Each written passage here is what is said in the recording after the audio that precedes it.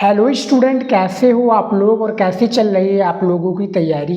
आज के इस वीडियो में हम क्लास 12 नागरिक शास्त्र का अध्याय 1 लेकर आए हैं, जिसका नाम है दो ध्रुव्यता का अंत। इंग्लिश में हम इसको कहते हैं द एंड ऑफ बायोपोलैरिटी। दो ध्रुव्यता का अंत जो चैप्टर है आपका, ये काफ़ी ज़्यादा इम्पॉर्टेंट है आपके बोर्ड एग्जाम की दृष्टि से।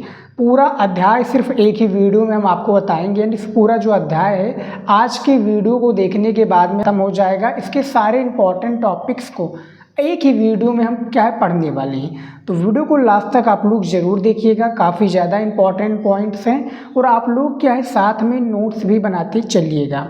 तो ये सबसे फर्स्ट चैप्टर है, सबसे फर्स्ट वीडियो है नागरिक शास्त्र का। यहाँ पर देखिए स्टूडेंट, जो चैप्टर का नाम तो हमने बता दिया, उससे जुड़े जो हमारा टॉपिक बनना है, एक प्रकार से जो हेडिंग बनना है, उसको हमें देखना बहुत ज़्यादा ज़रूरी है। तो जो चैप्टर का नाम है दो ध्रुव्यता, उसके बारे में हमें जानना सबसे पहले बहुत ज़रूरी है कि चैप्टर का जो एक प्रकार से परिभाषा है वो क्या होता है। जैसे कि सबसे फर्स्ट हेडिंग जो है हमारा दो ध्रुव्यता, दो ध्रुव्यता ये चैप्टर का नाम है। अब इसके बारे में सबसे पहले हम इसका परिभाषा देख लेते हैं कि क्या है परिभाषा। देखिए, वो व्यवस्था जिसमें राजनीति के दो महाशक्तियों का अस्तित्व में होना तथा इसके आसपास ही विश्व के विभिन्न देशों का दो गुटों में बंट जाने से दो ध्रुव्यता कहलाता है। यानी कहने का जो अर्थ है, दो सबसे बड़ी जो महाशक्तियां हैं, सबसे पहला एक अमेरिका हो गया, दूसरा पहले सोवियत संघ हुआ करता था। सोवियत संघ हुआ करता था 1945 से 1991 के बीच। 1991 में आगे हम आपको बताएंगे कि 25 दिसंबर 1991 में क्या है सोवियत संघ का विघटन हो गया और इन्हीं दो महाशक्तियों के बारे में इस चैप्टर में बताया गया है। सबसे पहले आपका हो गया अमेरिका, दूसरा हो गया सोवियत संघ, जिसको हम USSR कहते हैं। समझ में आ गया। तो ये सबसे फर्स्ट इसका चैप्टर का परिभाषा है। सबसे पहले हमें चैप्टर के परिभाषा के हिसाब से ही सारी चीज़ें क्या है कंप्लीट करनी पड़ती हैं, आपको पता होगा। और साथ में स्टूडेंट आपसे रिक्वेस्ट है कि साथ में आप नोट्स भी बनाते चलेंगे, तो इससे आपका दो फ़ायदा होगा। एक आपका टाइम भी बचेगा और उसके बाद में क्या होगा, एक आपको क्या है रिवीजन करने में भी ज़्यादा कोई प्रॉब्लम नहीं आएगी। तो जब आप अपने हाथ से नोट्स बनाएंगे तो ध्यादा बेहतर रहेगा। यहाँ पर जो हमारा पहला हेडिंग था वो कंप्लीट मैंने कर दिया है, जो दो ध्रुव्यता के बारे में था। यहाँ पर देखिए, द्विध्रुवीय विश्व के पतन का निम्नलिखित कारण, यानी जो दो ध्रुवीय इसके पतन का, जिसको हम सोवियत संघ कहते हैं, इसके पतन का कारण क्या था। जैसा कि मैंने बताया आपको 1945 से 1991 के बीच में ये दोनों देशों के बीच में एक प्रकार से क्या हुआ, महाशक्तियों के रूप में आए। तो दोनों देश क्या है एक आपस में लड़ते रहते थे। तो यहाँ पर देखिए इसके बारे में, इसमें जो कुछ पॉइंट्स भी हम आपको बताएंगे। इसमें क्या बताया गया है, द्विध्रुवीय विश्व के पतन का निम्नलिखित कारण। हमें क्या है कारण बताना है कि भैया जो सोवियत संघ है वो कैसे एक प्रकार से अलग हुआ, टूट कर, यानी हिस्सों में कैसे अलग हुआ। तो यहाँ पर देखिए सोवियत संघ का पतन है, इसके पतन का ये परिणाम हुआ कि अमेरिका विश्व की सबसे बड़ी महाशक्ति के रूप में उभर कर सामने आया। 25 दिसंबर 1991 सोवियत संघ के पतन के साथ ही विश्व में द्विध्रुवीय व्यवस्था का पतन हो गया और विश्व एक ध्रुवीय बन गया। यानी पहले क्या होता था, वो दो ध्रुवीय, यानी सबसे पहले का कहने का अर्थ है, एक आपका था अमेरिका, दूसरा था सोवियत संघ, जिसको हम USSR भी कहते हैं। 15 देश USSR में थे, अमेरिका में भी कुछ देश थे। तो अमेरिका आपका अलग हो गया। लेकिन जब इसका विघटन हुआ, किसका, सोवियत संघ का, कब विघटन हुआ था स्टूडेंट, 25 दिसंबर 1991। ये आपका बहुविकल्पीय में प्रश्न पूछा जाएगा कि सोवियत संघ का विघटन कब हुआ, तब आप इसको लगा दीजिएगा 25 दिसंबर 1991 को। ये 15 देश क्या है अलग हो गए, जो सोवियत संघ था ना वो अलग हो गया। उसके बाद में देखिए विश्व में ही एक ध्रुवीय, क्या इसका एक प्रकार से विश्व में द्विध्रुवीय व्यवस्था का पतन हो गया और विश्व में एक ध्रुवीय बन गया, जिसको हम अमेरिका के रूप में जानते हैं। और कहने का हमारा एक प्रकार से अर्थ यही है कि सबसे बड़ी जो एक प्रकार से महाशक्ति है विश्व में देखा जाए तो वो अमेरिका है। सबसे ज़्यादा टेक्नोलॉजी और सारी चीज़ों में वो क्या है आगे है। गूगल, फेसबुक, यूट्यूब सारी चीज़ें उसी के, जो इंटरनेट हम यूज करते हैं सारी चीज़ें उसी के पास कंट्रोल है। तो सबसे बड़ा जो महाशक्ति है वो अमेरिका है। सोवियत संघ का जो पतन हुआ था वो 25 दिसंबर 1991 को हुआ था। याद रखिएगा और इसको आप लिखते ज़रूर चलिएगा स्टूडेंट, ज़्यादा बेहतर रहेगा। और आपको बैकग्राउंड में काफ़ी आवाज़ सुनाई दे रही होगी तो उसके लिए मैं माफ़ी चाहूँगा।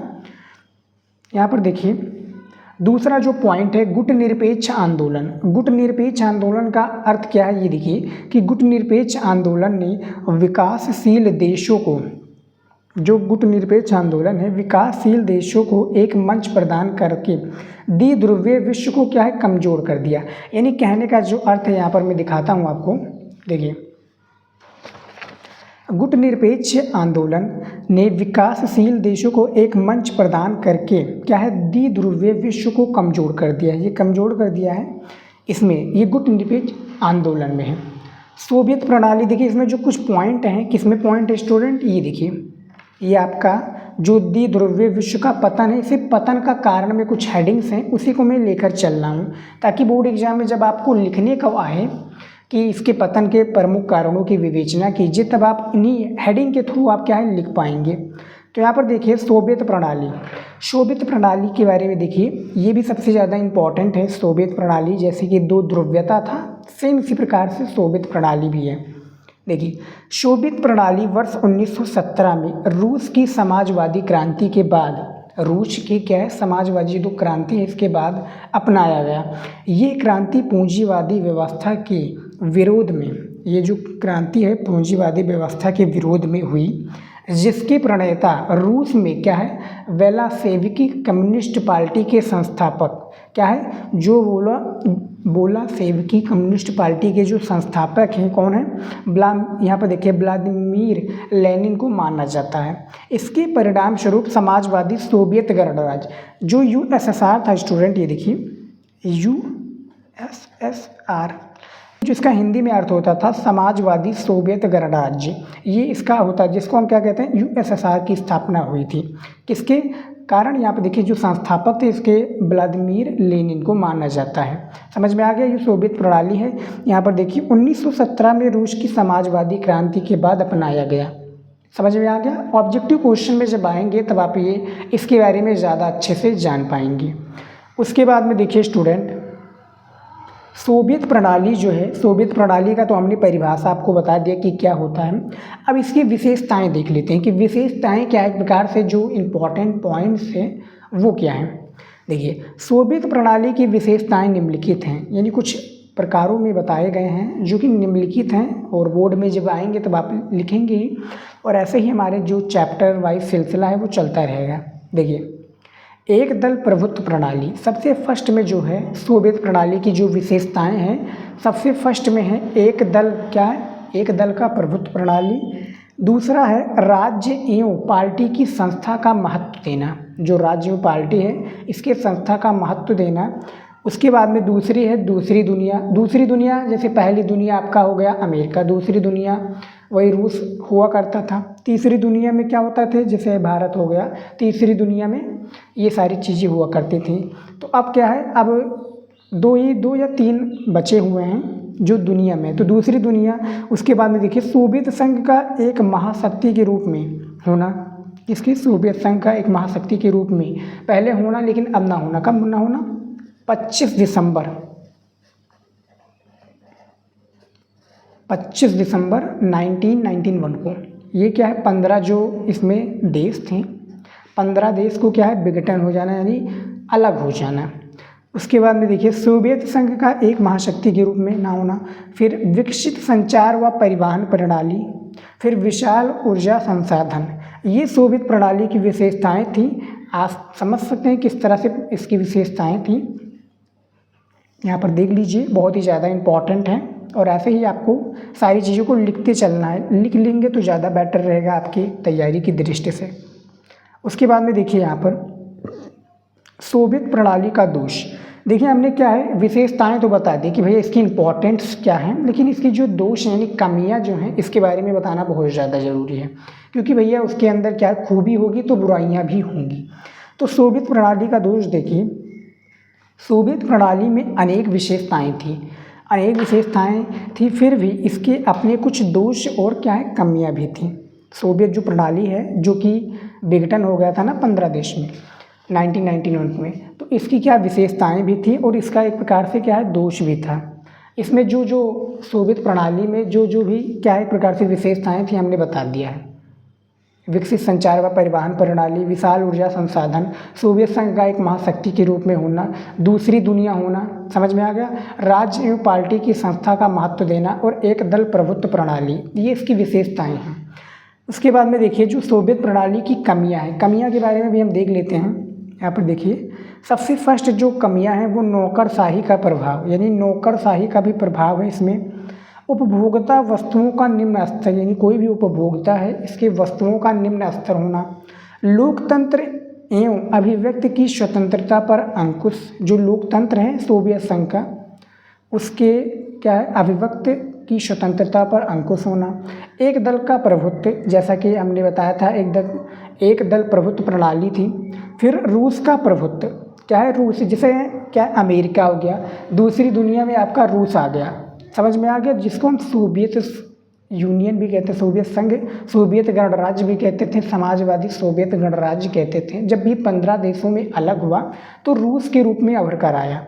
फिर कमजोर प्रौद्योगिकी एवं बुनियादी ढांचा, ये इसके कुछ किसके सोवियत जो प्रणाली के दोष हैं, इसके कुछ कमियां हैं, समझ में आ गया। ये कमियों के रूप में हमने बता दिया है आपका, ये देख सकते हैं आप।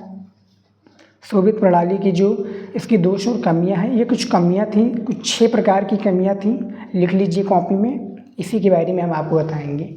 अभी तो हमारा सिलेबस चलेगा स्टूडेंट, उसके बाद में हम इम्पॉर्टेंट क्वेश्चंस बताएंगे जो आपकी तैयारी के लिए सबसे ज़्यादा इम्पॉर्टेंट होंगी, समझ में आ गया। चलिए देखते हैं। अब यहाँ पर देखिए स्टूडेंट, गोर्बाचेव और सोवियत संघ। देखिए गोर्बाचेव क्या था, इसके बारे में हम आपको बता देते हैं, इसका परिभाषा बता देते हैं कि क्या होता है गोर्बाचेव और सोवियत संघ। देखिए मिखाइल गोर्बाचेव 1980 के दशक में, 1980 के दशक में मध्य में सोवियत संघ की कम्युनिस्ट पार्टी के महासचिव बने। इन्होंने सोवियत संघ में, जो मिखाइल गोर्बाचेव थे, सोवियत संघ 1980 के दशक में क्या है महासचिव बने और इन्होंने सोवियत संघ में सुधार हेतु कुछ प्रणालियां अपनाई जो इस प्रकार से हैं। यानी इसमें क्या है विशेषताएं थी, हमने बता दी आपको। उसके बाद में जो कमियां थी वो बता दिया। लेकिन जो जब बने कब 1980 के दशक में जो गोर्बाचेव हैं वो सोवियत संघ के क्या बने महासचिव बने। तो इन्होंने एक कदम उठाया, कदम वो क्या था स्टूडेंट, सुधार हेतु। इसमें क्या है सुधार हेतु कुछ कदम उठाए गए जो कि इस तरह से यहाँ पर देखिए, ग्लास्नोत अथवा खुलापन। फिर यहाँ पर देखिए पेरेस्ट्रोइका अथवा पुनर्रचना। फिर राजनीतिक सुधार। ये इनके द्वारा उठाए गए कुछ कदम हैं जो कि क्या है एक प्रकार से सुधार के लिए, किसकी सुधार के लिए, सोवियत संघ के सुधार के लिए अपनाए गए थे गोर्बाचेव के द्वारा। मिखाइल गोर्बाचेव उनका पूरा नाम है, याद रखिएगा। कब ये बने थे महासचिव, 1980 के दशक में। अब यहाँ पर देखते हैं विघटन। देखिए विघटन कैसे हुआ, जैसा कि हमने बताया था 1991 में हुआ था, 25 दिसंबर 1991 को। तो इसी के बारे में हमें विघटन के बारे में इसको बताना है एक प्रकार से, जिसको हम विघटन भी कहते हैं और पतन भी कहते हैं। समझ में आ गया स्टूडेंट। देखिए सोवियत संघ, और ये जो हेडिंग है स्टूडेंट, हेडिंग ही काफ़ी ज़्यादा इंपॉर्टेंट है। हेडिंग के अनुसार ही पढ़ाना सबसे ज़्यादा बेटर रहता है। हेडिंग आपको पता रहेंगी तो आपको ज़्यादा क्या एक प्रकार से ज़्यादा आप अच्छे से समझ पाएंगे, ज़्यादा अच्छे से आप इसको क्या है रिलेट कर पाएंगे। देखिए सोवियत संघ का विघटन क्या है, दिसंबर 1991 में, 25 दिसंबर याद रखिएगा, 25 दिसंबर 1991 में यल्तसिन के नेतृत्व में सोवियत संघ के 3 बड़े गणराज्यों जैसे रूस, यूक्रेन और बेलारूस के द्वारा सोवियत संघ की समाप्ति की घोषणा के साथ ही सोवियत संघ का अंत हो गया। इसमें क्या है, सबसे पहले यहाँ पर देखिए रूस, यूक्रेन और बेलारूस, ये 3 क्या है सबसे बड़े इसके एक प्रकार से क्या गणराज्य थे। किसके गणराज्य थे, सोवियत संघ के। रूस भी है, यूक्रेन भी है और बेलारूस भी है। अभी तो रूस और यूक्रेन के बीच में युद्ध भी चल रहा है, आप लोगों को पता भी होगा। लेकिन सबसे बड़ी जो शक्ति है वो क्या है, अमेरिका, रूस, फिर यूक्रेन और बेलारूस है। इसके द्वारा जो सोवियत संघ की समाप्ति यानी एक प्रकार से इसका अंत घोषणा कर दी गई कि सोवियत संघ का अंत हो गया है। समझ में आ गया। इसका विघटन कब हुआ? 25 दिसंबर 1991 में येल्तसिन के नेतृत्व में सोवियत संघ के 3 बड़े जो गणराज्य थे, रूस, यूक्रेन और बेलारूस। नाम याद रखिएगा, ऑब्जेक्टिव क्वेश्चन में सबसे ज़्यादा पूछे जाते हैं। यहाँ पर आप इसको नोट कर लीजिएगा वीडियो रोककर, काफ़ी ज़्यादा इम्पोर्टेंट है। उसके बाद में देखिए स्टूडेंट, यहाँ पर देखिए सोवियत संघ के विघटन का कारण। देखिए अभी तक हमने क्या है, सोवियत संघ का विघटन बताया, लेकिन विघटन का कारण क्या था ये हमने आपको नहीं बताया है। तो इसका कारण भी जानना आपको क्या है, पूरा अधिकार है कि इसका कारण क्या है। देखिए सोवियत संघ के विघटन के कुछ प्रमुख कारण निम्न हैं। ये जो कुछ 5 प्रकार के कारण हमने इसमें दिए हुए हैं जो कि इम्पॉर्टेंट है, इसको आप देख सकते हैं। यहाँ पर देखिए सबसे फर्स्ट जो कारण है स्टूडेंट, ये देखिए सबसे फर्स्ट कारण क्या है, आर्थिक संस्थाओं का कमज़ोर होना। जो इसमें जो आर्थिक संस्थाएं थी वो क्या थी, कमज़ोर थी। जनता का पश्चिमी अर्थव्यवस्था के प्रति झुकाव, फिर प्रशासनिक भ्रष्टाचार, जो प्रशासनिक भ्रष्टाचार था ये भी था, और जनता का जो पश्चिमी अर्थव्यवस्था है इसके प्रति झुकाव भी था। फिर देखिए यहाँ पर चौथा, जनता की आकांक्षाओं को पूरा ना होना, यानी जो जनता है, अब जैसे कहा नहीं जाता कि जनता जनार्दन होती है, सेम उसी प्रकार से यहाँ पर भी था। लेकिन यहाँ पर जो उनकी आकांक्षाएं थी, जो उनकी ज़रूरतें थी, उनका पूरा ना होना, कहाँ पर, सोवियत संघ में। फिर राष्ट्रवादी भावना एवं संप्रभुता की इच्छा। देखिए सोवियत संघ का जो परिणाम है वो सामने जो उभर कर आया है वो हम आपको बताते हैं कि कौन कौन से वो परिणाम हैं जो सामने उभर कर आए हैं, किसकी, सोवियत संघ का। तो इसमें जो 3 कारण मुख्य हैं, जिसमें इसमें क्या है, 3 परिणाम बताए गए हैं जो सबसे ज़्यादा इम्पॉर्टेंट है। सबसे पहला देखिए जो परिणाम है वो है कि 2 महाशक्तियों का उदय। इसमें जो 2 महाशक्तियों का उदय हुआ वो 2 महाशक्तियाँ कौन कौन सी थी? सबसे पहला रूस, दूसरा अमेरिका, या अमेरिका या रूस, यानी दोनों सेम ही हैं। तो 2 महाशक्तियों का उदय हुआ। दूसरा है वैश्विक राजनीति में शक्ति संबंधों में बदलाव तथा उदारवादी लोकतंत्र की स्थापना। जो उदारवादी लोकतंत्र है इसकी स्थापना। तीसरा है नए देशों का उदय, यानी इसके सामने जो नए नए देश है, जैसे कि पहले क्या था स्टूडेंट, जो आपका था सोवियत संघ था, ये 15 देश से मिलकर बना था। तो 15 देशों को मिलकर एक प्रकार से जब इसका विघटन हुआ तो वो 15 देश एक नए नए देश के रूप में क्या है, कन्वर्ट हो गए। तो नए नए देश सामने हो गए।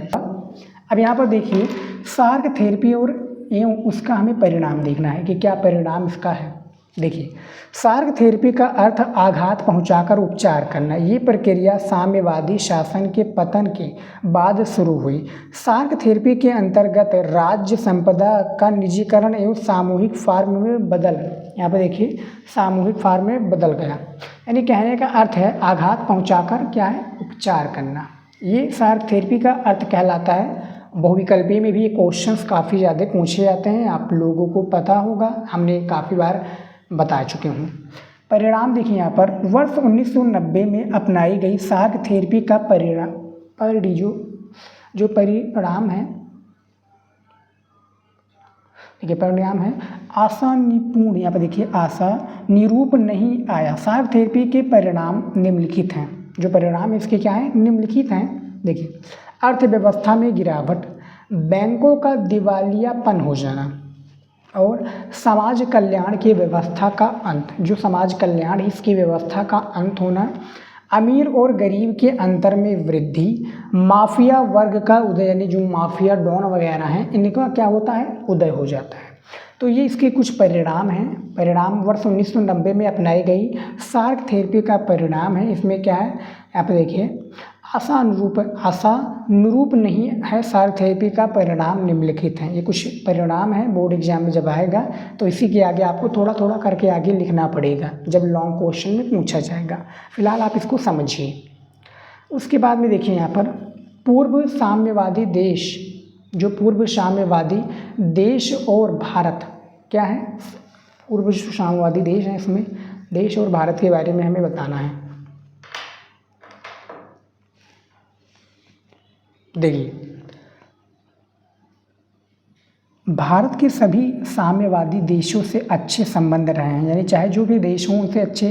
अब चीन और पाकिस्तान का तो कह नहीं सकते क्योंकि इनसे हमारी क्या एक प्रकार से हमेशा ही वो रहते हैं, एक प्रकार से संबंध अच्छे नहीं रहते हैं। तो भारत के सभी जो साम्यवादी देशों से अच्छे संबंध रहे हैं, किंतु रूस से संबंध अधिक हैं। आप लोगों को पता होगा 1971 में जब बांग्लादेश को आज़ाद कराते समय भारत को भी एक प्रकार से क्या है, अमेरिका का एक प्रकार से धमकी सहना पड़ा था, जो उसने अपना 7वां बेड़ा लाया हुआ था, किसको, भारत को एक प्रकार से, जो भारत के सबमरीन हैं उसको घेरने के लिए और भारत को एक प्रकार से भारत को धमकी देने के लिए। तो उसने, जो रूस ने क्या उस समय हमारी मदद की थी अपना 40वां बेड़ा भेजकर। तो आप लोगों को पता होगा हमारा और भारत और रूस का किस प्रकार से घनिष्ठ संबंध है, किस प्रकार से मित्रता है। तो संबंध अधिक घनिष्ठ हैं। ये दोनों ही बहुध्रुवीय विश्व बनाने की पक्षधर हैं। ये दोनों ही जो देश हैं, रूस और भारत, क्या है, बहुध्रुवीय विश्व बनाने के पक्षधर थे। ये पूर्व साम्यवादी देश और भारत के संबंध, सबसे ज़्यादा संबंध हमारा रूस और भारत का घनिष्ठ वाला संबंध है। समझ में आ गया।